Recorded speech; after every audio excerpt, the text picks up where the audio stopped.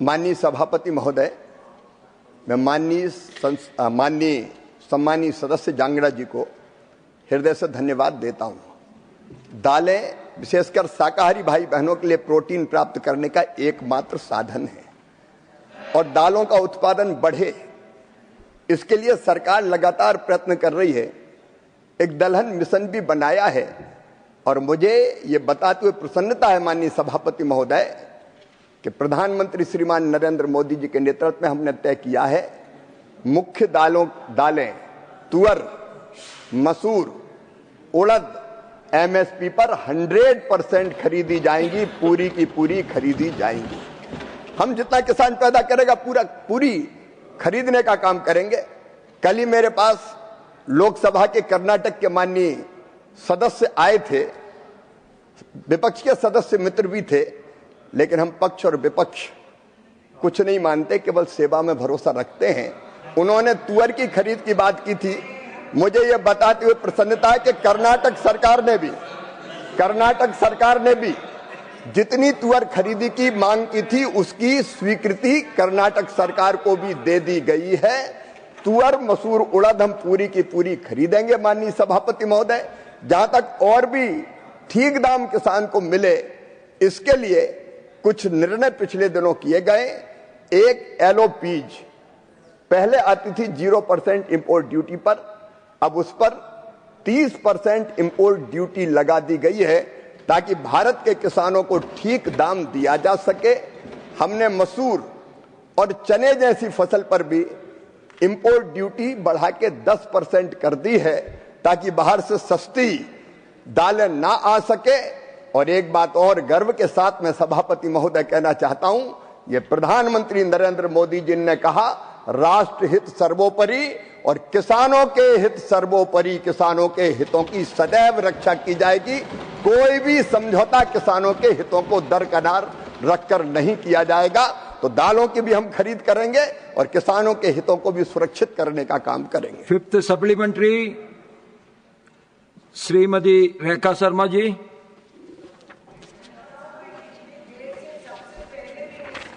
धन्यवाद सभापति जी। मैं आपके माध्यम से माननीय मंत्री जी से पूछना चाहूंगी कि 2014 से पहले एमएसपी फसलों की कितनी खरीद होती थी और 2014 के बाद कितनी खरीद हुई है, इसमें क्या वृद्धि हुई है और यदि हाँ तो इसका ब्यौरा दें और इसको सुनिश्चित करने के लिए क्या उपाय किए गए हैं। धन्यवाद। माननीय सभापति महोदय, मैं हमारी विद्वान सांसद बहन रेखा जी का आभारी हूं। मोदी जी के नेतृत्व वाली ये सरकार किसानों को एमएसपी कितनी प्रामाणिकता के साथ दे रही है, इसका उदाहरण प्रस्तुत करना चाहता हूं। एक तो माननीय सभापति महोदय, इस सरकार ने 2019 में तय किया कि एमएसपी लागत पर 50% मुनाफा देकर घोषित की जाएगी ताकि लाभकारी दाम किसान को मिल सके। और जहां तक खरीद का सवाल है, माननीय सभापति महोदय, 2004 से 14 तक जो धान की खरीदी हुई थी वो 45 करोड़ 90 लाख मीट्रिक टन हुई थी और 14 से 25 तक 79 करोड़ 11 लाख मीट्रिक टन हुई। माननीय सभापति महोदय, गेहूं 22 करोड़ 54 लाख मीट्रिक टन उस दौरान खरीदा गया था 4 से 14 तक। अभी 33 करोड़ 58 लाख मीट्रिक टन खरीदा गया। माननीय सभापति महोदय, दलहन उस समय 6,29,000 मीट्रिक टन खरीदा गया था। ऊंट के मुंह में जीरा भी नहीं था, लेकिन अब खरीदा गया है 1 करोड़ 89 लाख मीट्रिक टन। माननीय सभापति महोदय, तिलहन 47,75,000 मीट्रिक टन खरीदा गया था, लेकिन अब खरीदा गया 1 करोड़ 28 लाख मीट्रिक टन। माननीय सभापति महोदय, वाणिज्यिक फसलें जूट, कोपरा, कपास ये खरीदी गई थी 35,37,000 मीट्रिक टन, लेकिन अब खरीदी 81 लाख मीट्रिक टन। और माननीय सभापति महोदय, सभी एमएसपी फसलें उस सरकार के दौरान खरीदी गई थी 69 करोड़ 87 लाख मीट्रिक टन, अब खरीदी गई 117 करोड़ 32 लाख मीट्रिक टन। माननीय सभापति महोदय, मैं कितनी राशि किसान को भुगतान की गई इसकी जानकारी भी देना चाहता हूं। धान की जो कुल राशि दी थी 4 से 14 वाली सरकार ने 4,44,00,000 करोड़, लेकिन एनडीए की सरकार ने 14,87,000 करोड़ रुपया किसानों के खाते में डाला है। माननीय सभापति महोदय, गेहूं 2,96,000 करोड़ दिया गया था गेहूं की राशि, अब 6,38,000 करोड़ रुपया दी गई है। दलहन केवल 1,900 करोड़ की थी, अब 1,00,000 करोड़ रुपए की राशि किसानों के खाते में गई है। तिलहन 9,000 करोड़ उस समय, अब 67,000 करोड़। वाणिज्यिक फसलें 26,000 करोड़, अब 1,33,000 करोड़ रुपया की खरीद के किसान के खाते में पैसा डाला गया है। और सभी एमएसपी की फसलें अगर देखें तो पहले 7,41,000 करोड़ रुपए की राशि किसान के खाते में गई थी, अब 24,49,000 करोड़ रुपए की राशि किसान के खाते में गई है। आंकड़े गवाह हैं कि कितनी प्रामाणिकता के साथ किसान को एमएसपी देने की कोशिश की जा रही है। मैं परम श्रद्धेय संत श्री बलवीर सिंह जी का आभार प्रकट करता हूं। संत सच ही बोलते हैं, इसलिए उन्होंने अपने सवाल में पूछा है, देश के समग्र विकास के बावजूद,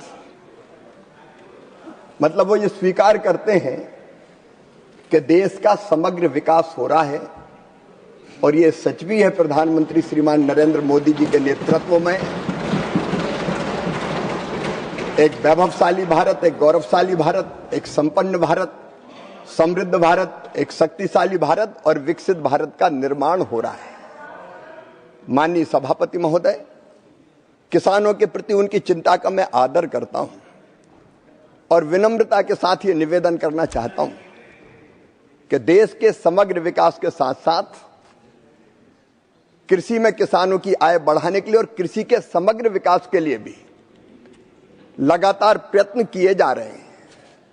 माननीय सभापति महोदय, प्रधानमंत्री श्रीमान नरेंद्र मोदी जी के नेतृत्व में हमारी 6 सूत्रीय रणनीति है। नंबर 1, उत्पादन बढ़ाना, पर हेक्टर उत्पादन कैसे बढ़े। और मुझे बताते हुए खुशी है कि 2014 के बाद 2024 तक माननीय सभापति महोदय 44% उत्पादन बढ़ा है। 44%, जो अपने आप में एक रिकॉर्ड है। और वो उत्पादन बढ़े, इसके लिए नए बीज, नई टेक्नोलॉजी, नई कृषि पद्धति सबका उपयोग हो रहा है। दूसरा, माननीय सभापति महोदय, उत्पादन की लागत घटाने का मैं निवेदन करना चाहता हूं। अकेले फर्टिलाइजर सब्सिडी लगभग 2 लाख करोड़ मोदी सरकार दे रही है किसानों को। प्रधानमंत्री किसान सम्मान निधि छोटे किसानों के लिए वरदान बन गई है। लगभग 4,09,000 करोड़ रुपया प्रधानमंत्री किसान सम्मान निधि के रूप में किसानों के खातों में अंतरित किया गया है। अकेली फसल बीमा योजना के अंतर्गत 1,90,000 करोड़ रुपए की राशि किसानों के खाते में डाली गई है। और कम ब्याज पर कर्जा मिले किसानों को खेती के लिए, इसके लिए केसीसी पर 15 लाख करोड़ रुपए का लोन देने का चमत्कार भी मोदी सरकार ने ही किया है। प्रधानमंत्री किसान मानधन योजना, 60 साल की उम्र के बाद अगर कोई किसान उसमें शामिल होता है तो फिर पेंशन की गारंटी भी देती है। हमारी मैकेनाइजेशन की योजना, हमारी हार्टिकल्चर की योजना, प्राकृतिक खेती का मिशन, कृषि वानिकी की योजना, बांस mission, per drop, more crop, एक नहीं अनेकों प्रयत्न किए जा रहे हैं जिससे किसानों की आय निश्चित तौर पर बढ़ रही है। हाँ, कभी कभी समस्याएं आती है माननीय सभापति महोदय, सूखे से, वर्षा से, बाढ़ से, अतिवृष्टि से, पाले से किसान की फसलें कई बार तबाह और बर्बाद हो जाती है। तो वैसे समय के लिए भी फसल बीमा योजना किसान के लिए वरदान बन के खड़ी है। मैं श्रद्धेय संत जी से यह निवेदन जरूर करना चाहूंगा कि पंजाब सरकार ने अब तक प्रधानमंत्री फसल बीमा योजना को अपने यहां लागू नहीं किया है।